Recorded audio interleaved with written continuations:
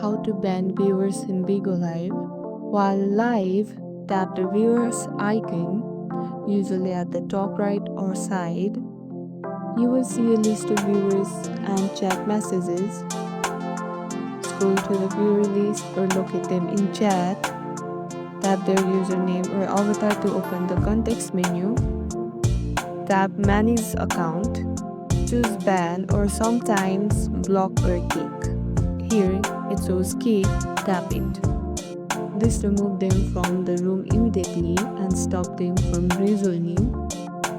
Some versions let you choose temporary ban or permanent ban. Pick your duration, then confirm.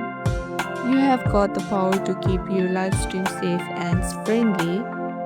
Want more community tips?